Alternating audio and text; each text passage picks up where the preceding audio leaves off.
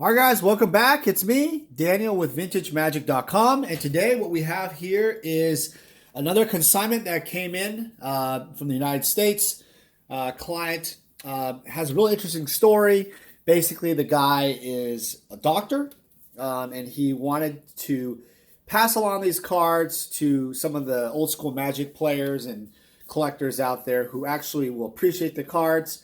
These have been sitting on his desk in his little office area for a long time. He's been playing and collecting for a very long time, and he wants me to list them on eBay. So I'm going to have these all on eBay auction. Nope, there's not going to be reserve. There's not going to be any kind of shenanigans that way. It's 100% eBay auction. So these will be all on our eBay store. The link will be below as an auction in the next upcoming weeks or so. I will be running weekly auctions pretty much throughout the month and next month also.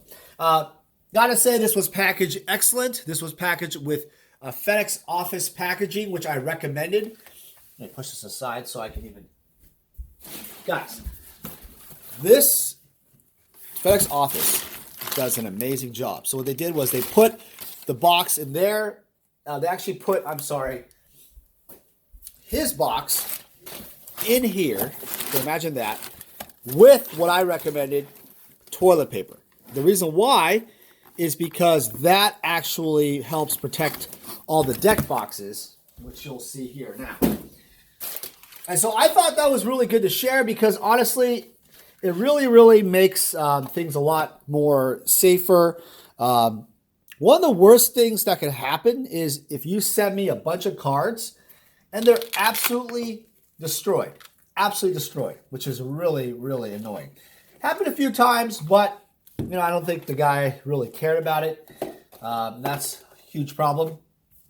Also, if you send cards to me either to sell or for me to help you sell, and they are BUYLIST you're using card saver ones, I'm going to say, not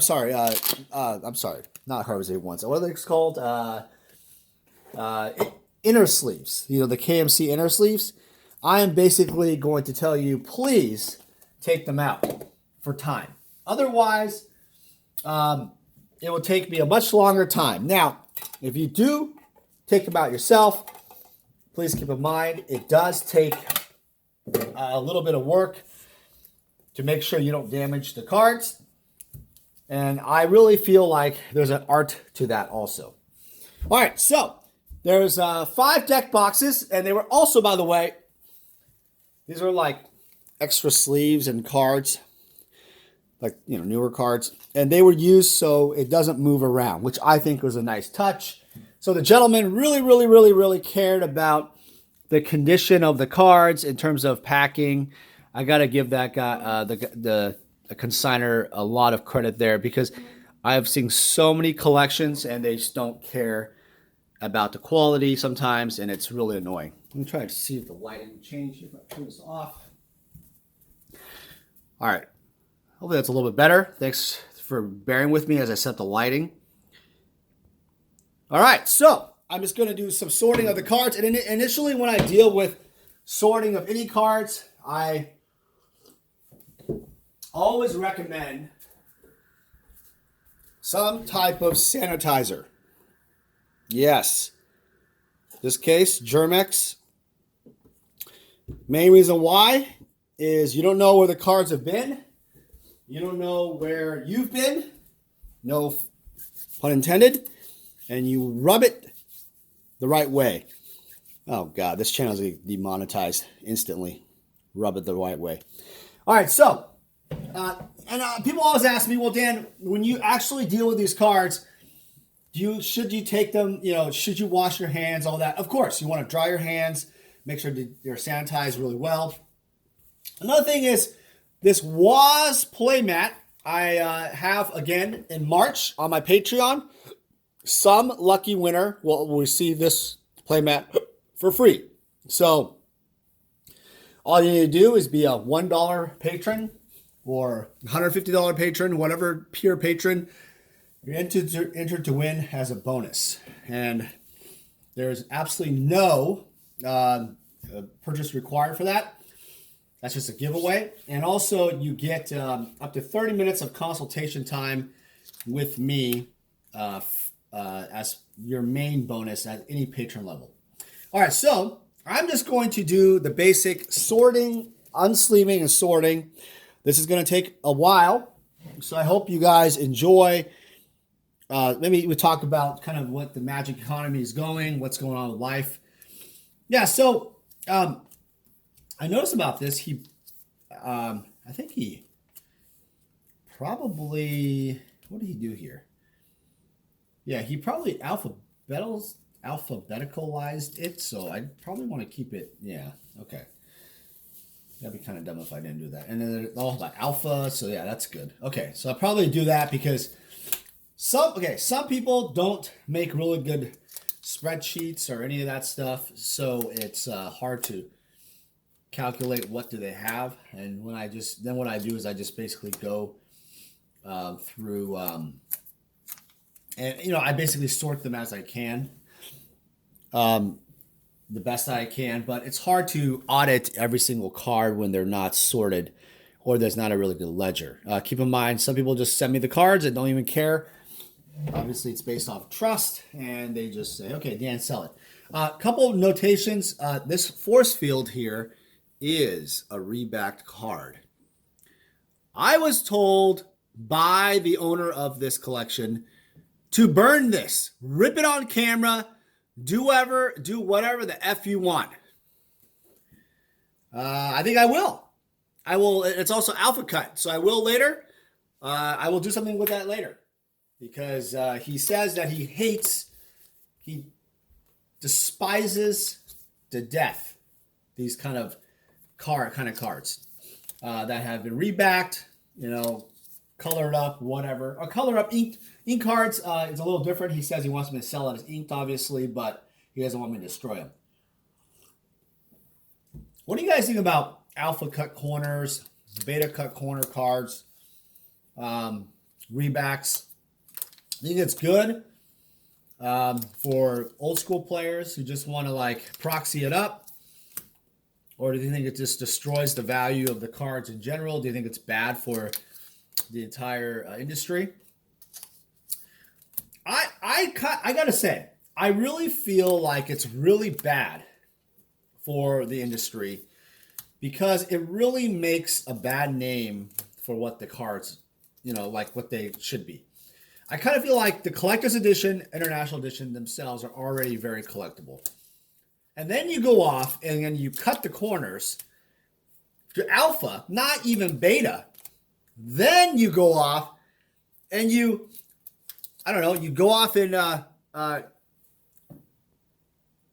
then you go off and deal with it as then you reback them. So they're not even like gold back cards. Yep. It's a regular Magic back reback. Horrible. Absolutely flipping horrible. I don't know. I just feel like that's really bad. It's like bad. I'll try to adjust this so maybe you guys get more of a angle.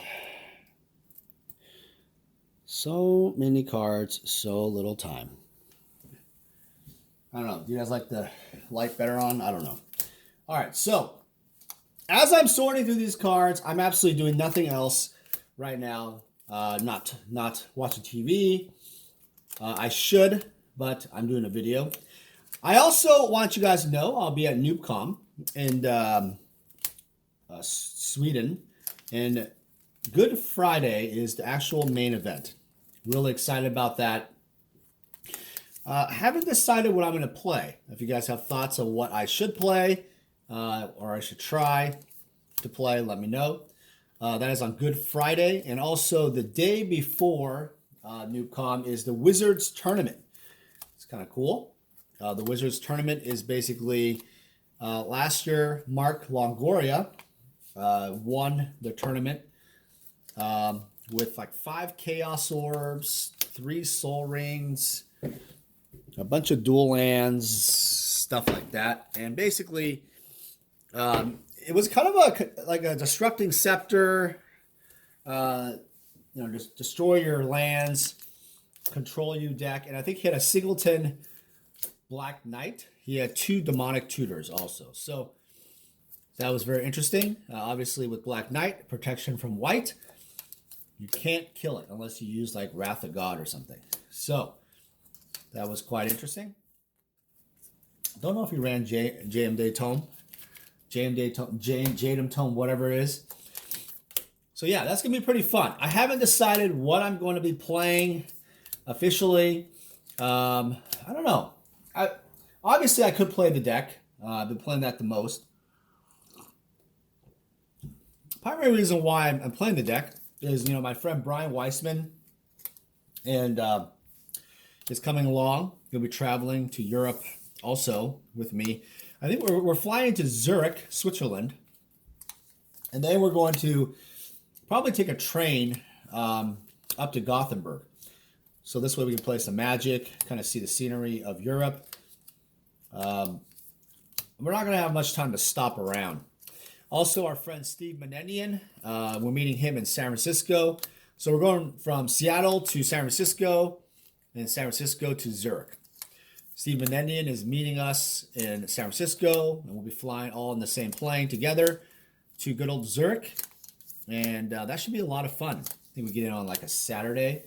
It's like a week-filled trip. Week plus trip to Gothenburg.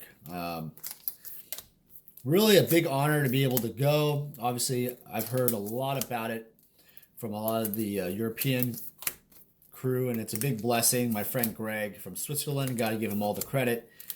He is part of the Swiss community for Old School, and he had an invite to give out, and I was invited. I did not earn my way. I did not win a tournament to get there, but hey, I'm very happy either way. So first thing I do also with guys is inking. This is very important. Put them together. Now this kind of weird, ugly color. Do you see that? That's just dirt. It's not ink. Ink is black. Okay, black. Look all the way around. These cards are pretty much played, and I'm not really damaging the cards. I'm just, obviously I'm not really, but I'm not damaging them all. I'm just holding them. And they're just, there's no inking on this pile. I think what he did here was he did alpha, and then there's beta and random cards. So let's see what we got here. All right. Yeah, this is beta. Yeah, so. Yeah, and I feel like, so people will probably wonder in this video, why would this guy not sell these cards himself on eBay or whatever? And so, as I mentioned before, this guy is a doctor. For those of you questioning, well, why doesn't a doctor just spend his time to list a bunch of cards? Why would you do that if you're a doctor? Perfectly honest with you, it's better to just, honestly, it's better to just sell the cards and have someone else sell the cards. Main reason why is your time. As a doctor, you have so much other things to do in your professional career. Some of you guys are tech people. Some of you guys are lawyers, other industries. I mean, who has the time to list, I don't know, these are probably 300 or so alpha beta cards, unlimited, power 9. Yes, I totally agree. There's a lot of value here. And why would you eBay it on top of that? Why would you not sell them over time?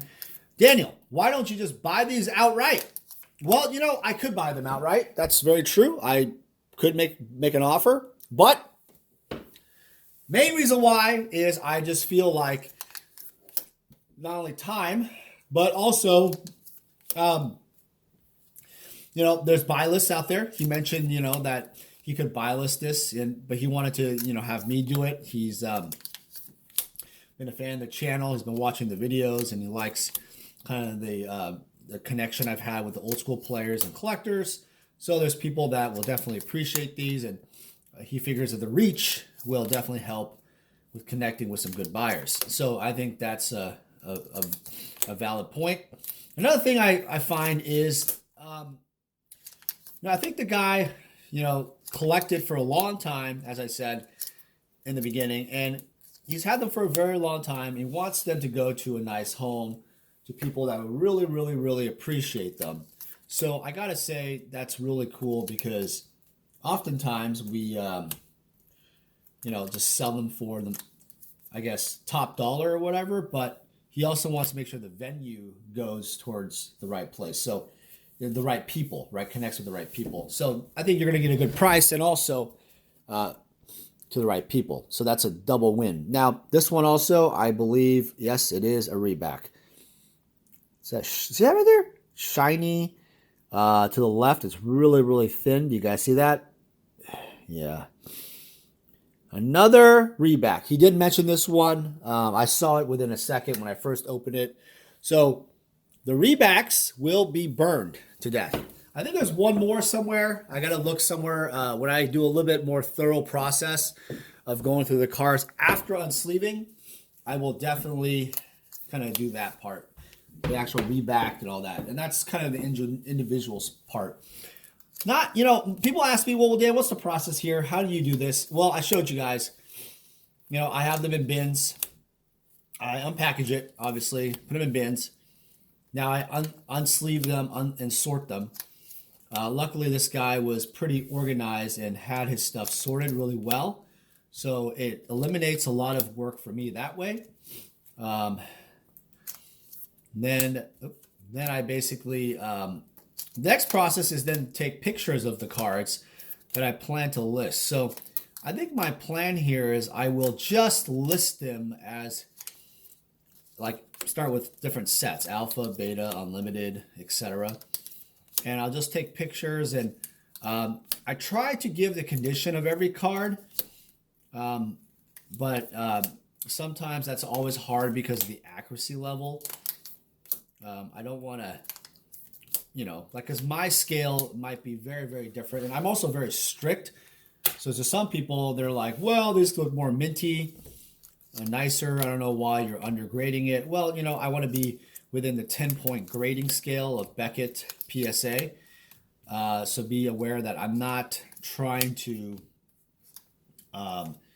undergrade these cards. I'm trying to be as accurate as I can because Beckett and PSA are a little bit different with their grading. And that's a huge, huge thing. Look at this, Sarah Angels. These are nice for people's decks. Here we go, Shivan Dragon. Love this card. Look at this one. Nicely used and played, but just a really, really iconic piece of history right there. One of my favorite cards of all time. And that's Beta. Couple Soul Rings. Stone Rain. And yeah, I saw some dual lands. I saw a Badlands. Here's the Beta Taiga. I think the Beta Taiga might be inked. Yes, it is on the bottom. Thicket Basilisk. And here's a Beta. Here's a Power. I think he has a bunch of Power 9 too. Here's a really played Beta Time Walk. I think I might have a little inking. I'm going to have to look at it a little later. There's a Beta Time Twister. This definitely has inking on it. A lot of inking on these cards.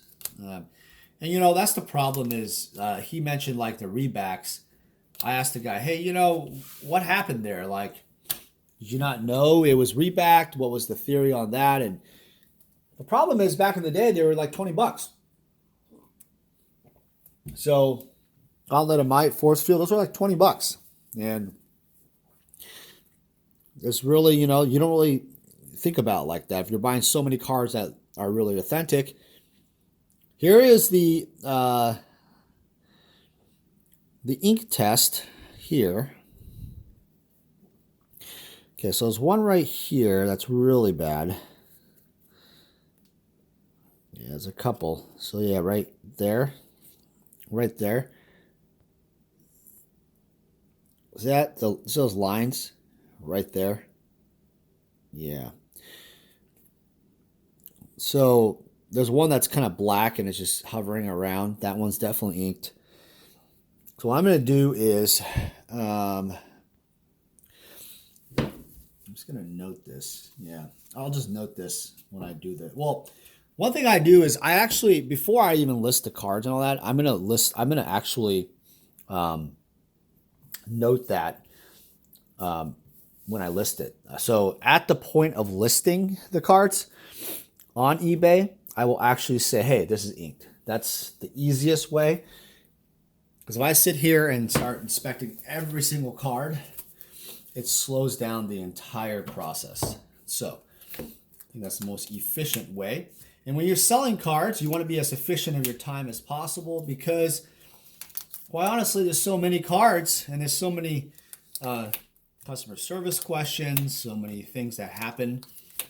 You want to get boggled with a lot of minutia. So make sure you get your kind of setup in order. Now, so after you list all the cards, let's say we're listing a bunch of cards, eBay auctions are running. I'll probably either do these as 7 or 10-day auctions. And the 7 or 10-day auctions, and then after they're done, you send out the invoices and basically you start, you get the payments and then you start recording it. This is the part that I like to share with you that's important is if you don't actually do a good job keeping the records of the sales, and trust me when I say this, the IRS, the Internal Revenue Service from the government, is going to want you to pay taxes on this. Yes, it's true. Something that's happened over the years in actually doing this type of business. Obviously, for me, it's a business. We pay our taxes, we report the income, stuff like that. But a lot of individuals don't. And you actually get in a situation where they will get audited later on, and the IRS will ask you the question, where is the evidence of where did you get these cards in terms of what did you pay for them, the cost of goods sold. And the problem with this is that magic cards like this, some of it is so cheap compared to what you sold it for. And by the way, here's the Black Lotus. It's an unlimited Black Lotus. Pretty good. I would say, let me see. I have some wear on. I definitely say like LPEX range. I think it's better than LP, to be honest. It's like EX Mint. In grading, it'd be a 6 or a 7. It might be even, honestly, like it's close to a 7. It's like 6.5. It's a really, really nice card for grading. For a player, especially. But back to the IRS thing, like what happens is if you get audited or questioned on this, they'll say, hey, what was the value of every single one of these cards? Yes, you heard me right. What is the value of every single card? Do you have proof of the cards? And if you don't have evidence of what you paid, what happens is they end up saying, well, the cost basis, they got to assign a cost basis, which there is a fair level of cost basis. But generally, they could even say, I've heard of cases where if you get a really bad agent, they could say, no, the cost basis is 0. And you have to literally pay the maximum amount. So let's say they sell for, and here's all the boxes. I think he's missing the ruby. This one stands by Dan Fraser. Saffron missing the ruby, yeah. So you have to pay the actual, so let's say it sells for 100 grand, this collection. You have to then pay the taxes on 100 grand profit, if you can't prove it, technically. The IRS will probably, if you have a decent agent, will assign some type of cost basis because obviously it wasn't 0, but in retrospect, if you can't prove it, you've had it for years, it could be a very, very low cost basis. So that's why people actually send these cards to us to sell, because they don't want to deal with the tax part of it, meaning the paperwork. You still have to file your own taxes. We don't file a 1099 on you. And then you have to do that yourself, right? But, this is cool. This is some play set of tropicals, 1 tundra, and then 2 volcanics. Yeah, so that's the thing is that people have you know, they don't have time to do the tax part. And people forget about that. Like, you know, for me, like if I'm making, let's say my company's making 15% on commission, you know, after eBay, PayPal fees, that's what we make, plus or minus. Think about the amount of time that's taken for all the accounting, all the shipping, everything that needs to be done. And if you don't weigh into that, if you put value into that, it definitely comes out to be, you know, yeah, obviously we're making a fee, but the time and also the tax purpose of doing all the paperwork, it can be a pain in the butt. So when you file your taxes, in this case, while you're not getting a 1099 from us, you have to still report the income, but you can still report, hey, you know, I got this much from Vintage Magic, and this was my estimated cost basis. Rather than selling it, doing all the work, and then possibly getting audited, and then guessing the cost basis. Either way, you are making some assumptions, right, with cost basis, but you're not doing any of the risk. You're not doing the initial trigger the flags, because when you eBay something, or when you sell on PayPal, eBay, I think it's like, I don't know, a couple grand a year now, or a few hundred transactions, or a couple grand a year, you will get audited, you will get a 1099. And so that's the requirement now. So that is interesting. That is quite interesting. Yeah, there's a lot of Arabian Nights cards here. These cards have gone up a lot over the years. A lot of reserve list cards. What do you guys think about this? Pretty cool, huh? All the Arabian Nights. I think he had, yep, they have 4 Juzams. These will be on auction too. Yeah, that's kind of cool. I looked online. They're covering about 1,000 plus. Played ones are a little bit worse, but some of these are pretty decent. Juzam has gone up a lot. This card used to be, I remember buying these at $100, $80, sometimes $200. Libraries were $300 for the longest time, and then just went crazy over the last few years. They've kind of hovered down a little bit because of the there were so many buyouts like Old Man of the Sea and other reserve list cards like Serendib Djinn, and here's Serendib Ifrit playset. So probably, you know, obviously a player. Also, you need 4 of those. Got the Ifrits. So many cool cards here, I gotta say. I mean, so many great cards. Nice to see all these.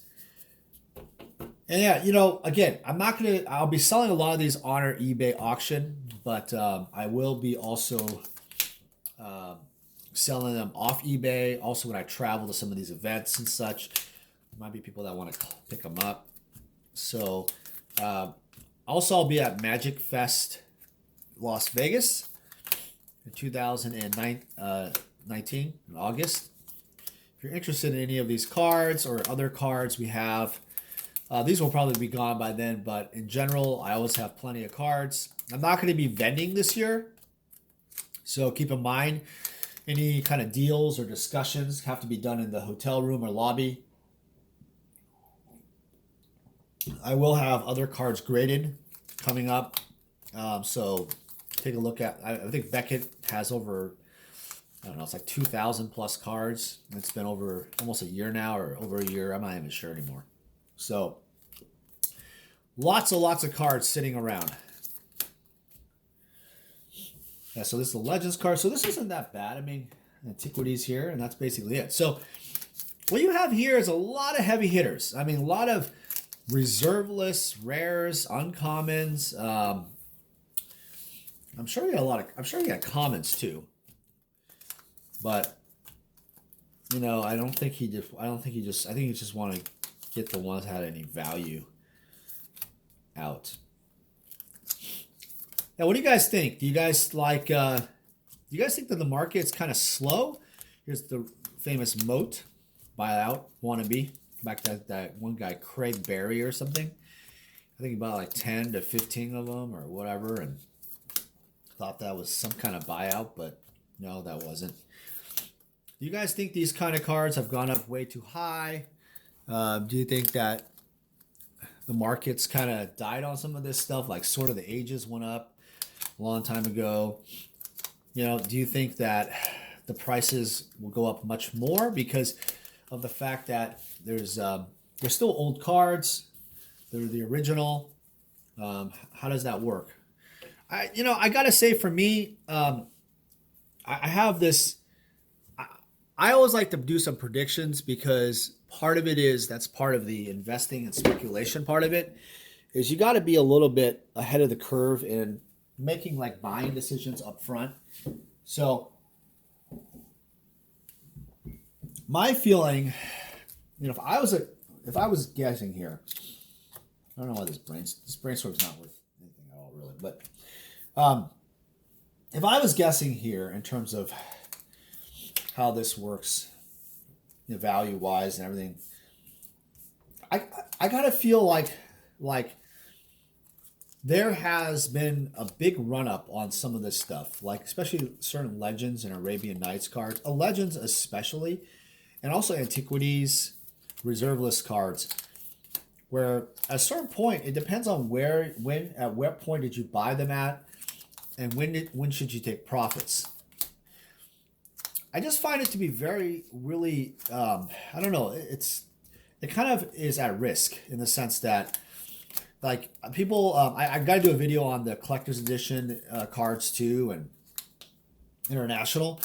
Those cards have gone up a lot. I remember some of the sets were going for almost 14 grand at some point. You're right. You heard me right. 14 grand. And that's a lot of money for a collector's edition set. I mean, I don't think many sold at 14 grand, but I think it was enough to just open your eyes and be like, whoa, that's a lot of money. I think there's some newer cards. Okay, so it's Grievous Cradle. It's obviously worth something. I don't know why the ice. Let's put this in the newer section. Like, cards like Gia's Cradle went up quite a bit too, and I don't know, like, there's a point where they were like just the regular ones were retailing 500, 600 plus. People were thinking that that's going to be $1,000 to $2,000 card, and then obviously it started going back down. I just don't think Gia's Cradle is sustaining enough to go to thousands of dollars. While Urza's Saga is a really great set, the seal boxes have held some serious value, but like the whole Destiny, Urza's Destiny and Legacy, those all went up too, with like Metalworker and the what is that one card? You guys help me out here. There's another good card in the Legacy block, Grim Monolith. Sorry. People were saying, yeah, I think there was like the foils of the Grim Monolith were like some ridiculous number, like $2,000 or $3,000, like a spike. That's spiking the boxes up like crazy, but it's like it didn't sustain. If you go on eBay now, the supply obviously is back in some cases, and also the prices have gone down quite a bit. So I don't know. I'm not too convinced on those kind of buyouts and such. Those were not sustaining. I think they were just artificially inflated. And those type of things is what I think is dangerous for the market. Like Urza's Destiny, Urza's Saga, the Stronghold rares, the Stronghold cards that are reserve list, or I think there was ones in Homelands. I think Wall of Kelp, remember? Wall of Kelp was going up like crazy, and just cards like that are just like, why? There's absolutely no reason why. You got cards like this, Power Artifact. This card was like, I don't know, 200 to 250 bucks at one point. And that card was going crazy amounts. Crazy. I mean, obviously, like the workshop here. I mean, the workshops obviously always deserve, growth. But if you look at the prices, they're just not like $3 grand, $4 grand, $5 grand a pop. They're still about $1 grand or so, $2 grand minty. Um, maybe a little bit more played in the 750 range, but that's not a lot of growth. I mean, comparison to other cars the last few years, I would expected the card Wish's Workshop to go up a lot more than I expected. I think Mish's Workshop over time will go up a lot. There's the Candelabra. It's pretty played, but another card that basically went up quite a bit.